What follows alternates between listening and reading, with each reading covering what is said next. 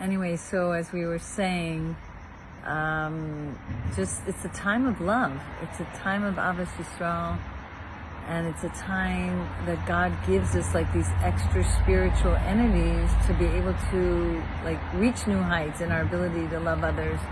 But really, there's a lot of interesting people out there. Sometimes people are so blocked. They're just cold or indifferent and just like, how?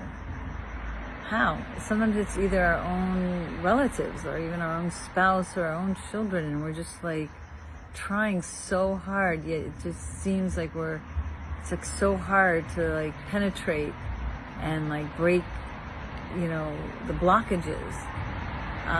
Definitely I've, written a lot about it. I have many videos.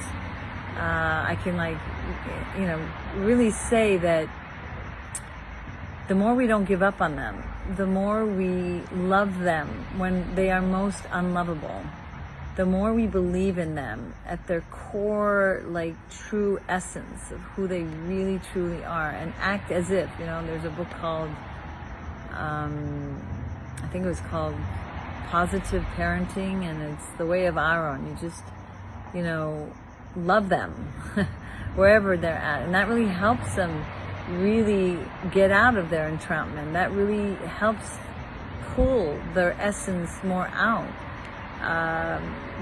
You meditate on them, you visualize them becoming more open, and you may say to yourself, I may be so blocked out of just wanting to protect my heart, for so many years of trusting and so many years of like your innocence and purity of faith in humanity can have been snatched because of experiences, It's very easy.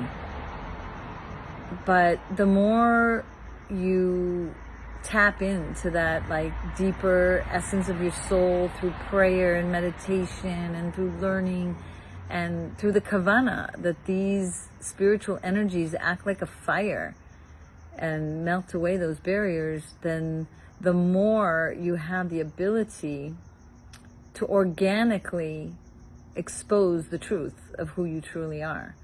And that fire, Hashem's fire, does melt away the barriers. And it's not like you have to do the hard work. It's not like you have to chisel it away. It's just a byproduct. It's just going to organically, naturally happen. And it will, please God, naturally happen to them.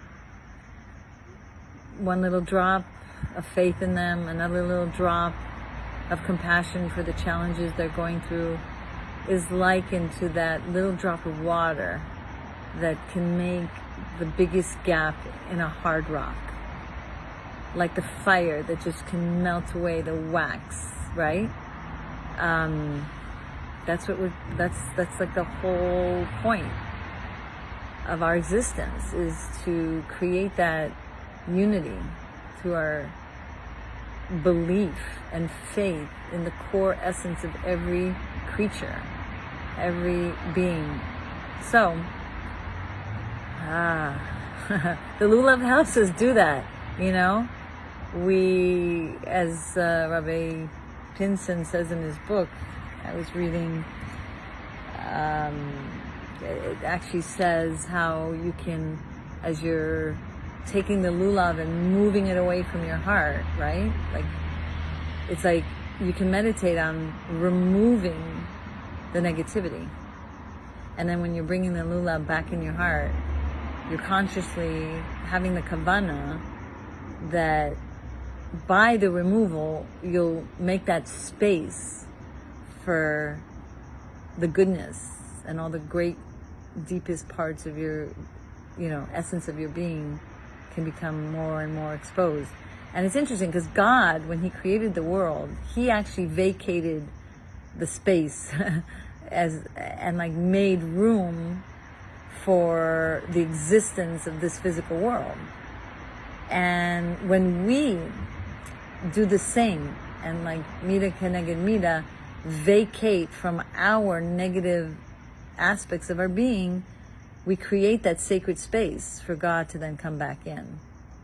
And for the purpose of us having achieved that level of unity within our own dynamics of our own special neshama and every aspect of our being, then allowing it to spill over and, spread forth its power to others. And the influence begins to happen organically, naturally, without much force. So, as you're waving it, I hope you have some of these intentions in mind, and may we see an incredible, an incredible level of joy from being able to be free to love, to be able to be free, to be the best that we can be, to be that example, so they will have a greater ease and more freedom to love as well. Okay, happy Sukkot, and shake it up.